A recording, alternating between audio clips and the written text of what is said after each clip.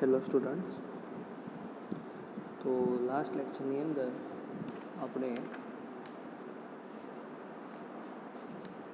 Characteristic of ideal scale સુધી જોયું હતું. હવે આપણે જોઈશું કે ચોઇસ ઓફ સ્કેલ એટલે નકશાના સ્કેલની પસંદગી. તો એ બે વસ્તુ નકશાના સ્કેલની પસંદગી એ બે બાબતો ઉપર આધાર રાખે છે. નંબર 1 નકશાનો ઉપયોગ અને નંબર 2 પ્રદેશનો વિસ્તાર. તો નંબર 1 છે નકશાનો ઉપયોગ અને પ્રદેશનો વિસ્તાર. તો હવે સ્કેલ પસંદગી કરતી વખતે નિયમ ધ્યાનમાં રાખવાના નહોતા, એના પહેલાં જોઈ લઈએ. તો પસંદગી કરતી વખતે કઈ બાબતો ધ્યાન રાખવી જોઈએ? તો નકશાનો ઉપયોગ. બરાબર, તો આપણે નકશાનો ઉપયોગ શા માટે કરવાનો છે, કયા કારણસર કરવાનો છે, કયા કામ માટે કરવાનો છે, એ વસ્તુ રહેશે. અને સેકન્ડ નંબર છે પ્રદેશનો વિસ્તાર, એટલે કે આપણે જે પણ એ જગ્યાએ લેન્ડ ઉપર સર્વે કરીએ છીએ એનો એરિયા કેટલો છે, વધારે છે, ઓછો છે, એ બધું જે પણ ડિટેલ હશે એ પ્રદેશના વિસ્તારની અંદર કાઉન્ટ કરવામાં આવતી હોય છે. હવે સ્કેલ પસંદગી કરતી વખતે ધ્યાનમાં રાખવાના મુદ્દા. તો એની અંદર છે કે નકશાનો સ્કેલ એવો પસંદ કરવો કે જેથી 0.25 કરતાં નાના માપ દોરવા કે માપવા ન પડે. એટલે કે આપણે હંમેશા સ્કેલ એવો પસંદ કરવો કે ડ્રોઈંગ આપણું છે એ આપણા શીટમાં અથવા તો ડ્રોઈંગ પેપર ઉપર આવી જાય. બરાબર. અને બીજી વસ્તુ એ કે આપણને ડ્રોઈંગ કરેલા જે પણ પ્લાન હોય અથવા તો મેપ હોય એ સારી રીતે વાંચી શકાય. ઘણી વખતે શું થતું હોય છે કે આપણે સ્કેલ મોટો સમજી અને એને આપણે બહુ જ નાના એકમમાં ટ્રાન્સફર કરતા હોઈએ છીએ. તો જે પણ આપણે ડ્રોઈંગ કર્યું હોય છે એકદમ નજીક આવતું હોવાથી આપણને રીડિંગ વ્યવસ્થિત દેખાતા નથી હોતા. સેકન્ડ છે નકશાનો સ્કેલ શક્ય એટલો નાનો હોવો જોઈએ જેથી સરળ સ્થળ પરની નાનામાં નાની વિગત સારી એવી જોઈ શકાય છે. હવે સ્કેલ નાનો અને સ્કેલ મોટો મેં તમને આગળ સમજાવ્યું હતું એ પ્રમાણે. તો મોટો સ્કેલ કોને કહીશું કે જેની અંદર વેલ્યુ તમારી ઓછી હોય, જે રીતે કે 1 સેન્ટીમીટર = 10 મીટર, તો આને કહેવાશે લાર્જ સ્કેલ.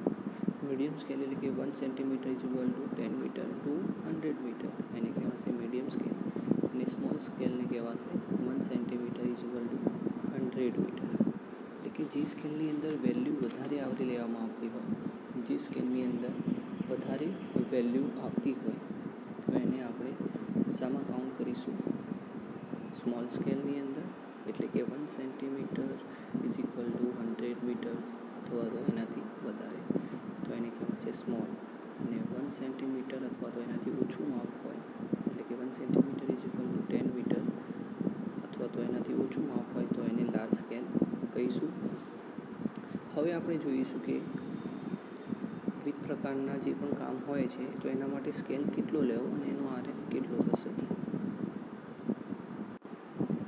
તો અહીં પર્પઝ ઓફ સર્વે, સ્કેલ અને RF તો તમને સમજાયેલું જ છે કે 100 હોય તો એના આપણે વસ્તુ શું કરે છે મેટર કે ઉપરનો જે સ્કેલ આપેલો હોય જે પણ એકમમાં એને નીચેમાં કન્વર્ટ કરવાનું. એટલે કે નીચેનો તમારો ઉપરના જેવો સરખો થવો જોઈએ. અહીં suggested scale or different types of survey, એટલે અલગ સર્વેમાં કયા પ્રકારનો સ્કેલ વપરાતો હશે. જે રીતે કે બિલ્ડિંગ સાઇટમાં કામ થતું હોય આપણું, તો એ વખતે 1 સેન્ટીમીટર = 10 મીટર આપણે લઈ શકીએ છીએ. ઓકે. અને એનો RF થશે 1/1000, કે એનાથી ઓછું. સેકન્ડ નંબર છે town planning and reservoir planning. હવે ટાઉન પ્લાનિંગની વાત કરીએ તો એની અંદર સ્કેલ થશે 1 centimetre = 50 metre to 100 metre. Okay. તો આની જોડે આપણે 100 જોડે × 100 કરીશું અને 50/100 કરીશું તો આપણને આ રીતનો RF મળશે. હવે નેક્સ્ટ નંબર છે રૂટ સર્વે. તો એનો સ્કેલ થશે 1 સેન્ટીમીટર = 50 મીટર ટુ 200 મીટર. એનો RF આપણને આ રીતનો મળશે. ઇન શોર્ટ RF માટે શું કરવાનું? જો મીટરમાં હોય તો 100 વડે અને કિલોમીટરમાં હોય 1000 જોડે મલ્ટીપ્લાય કરી દેવાના. પછી આવશે ક્રોસ સેક્શન. તો ક્રોસ સેક્શન માટે શું થશે? 1 સેન્ટીમીટર ઇક્વલ ટુ 1 મીટર. કેમ કે એમાં શું હોય છે કે ક્રોસ સેક્શનનો એટલો મોટો એરિયા હોતો નથી નોર્મલી, તો એના માટે આપણે સ્કેલ થોડો આ રીતના લઈશું. પછી લોંગિટ્યુડનલ સેક્શન, એની અંદર હોરિઝોન્ટલ, વર્ટિકલ. તો હોરિઝોન્ટલ માટે શું થશે કે 1 centimetre is equal to 100 metre, 1 centimetre is equal to 10 metre, and next 1 centimetre is equal to 1 metre vertical માટે. તો જે ક્રોસ સેક્શન માટે જે આપણે વાત કરી એનો સ્કેલ અને વર્ટિકલ માટેનો સ્કેલ છે એ બે સરખા છે, બરાબર, આપણે અહીં જોઈ શકો છો. અને હોરિઝોન્ટલ માટે અને બિલ્ડિંગ સાઇટ માટેનો જે સ્કેલ છે એ સરખા જેવા છે, બરાબર. પછી આવશે લેન્ડ સર્વે. તો લેન્ડ સર્વે માટે છે 1 centimetre equal to 5 metre to 50 metre. RF 100 જોડે મલ્ટીપ્લાય કરી દેવાનું. પછી છે ટ્રોપોગ્રાફિકલ મેપ. ઓકે, તો 1 centimetre is equal to 0.25 kilometre to 2.5 kilometre. પછી જીઓગ્રાફિકલ મેપ છે, તો એની અંદર 1 centimetre is equal to 5 kilometre to 150 kilometre. હવે અહીંયા જુઓ કે શું છે કિલોમીટરમાં, તો અહીંયા મલ્ટીપ્લાય શાના વડે થશે? 100 ઇન્ટુ 1000. ઓકે. પછી છે કેડેસ્ટ્રીયલ સર્વે.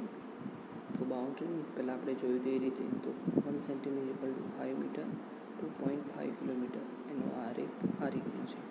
એટલે કે આપણે સમજવાનું શું થશે કે જે અહીં સ્કેલ બતાવ્યા છે એ સ્કેલ દરેક કામ માટે ફિક્સ જ છે, બરાબર. હવે કયા કામ માટે કયો સ્કેલ લેવો તો આપણને વિચાર કરવાની જરૂર નથી, કેમ કે આપણી જોડે એક શીટ તૈયાર જ છે જેની અંદર અલગ અલગ કામ માટે અલગ અલગ સ્કેલનો ઉપયોગ કરીએ છીએ. વસ્તુ તમારે એ યાદ રાખવાની થશે કે કયો સ્કેલ મોટો અને કયો સ્કેલ નાનો. તો 1 centimetre is equal to 10 metre. જ્યાં વેલ્યુ ઓછી હશે એ સ્કેલ તમારો મોટો થશે, જ્યાં વેલ્યુ વધારે હશે એ સ્કેલ તમારો નાનો થશે. આ વસ્તુ તમારે યાદ રાખવાની છે. હવે આપણે એક્ઝામ્પલ્સની વાત કરીશું.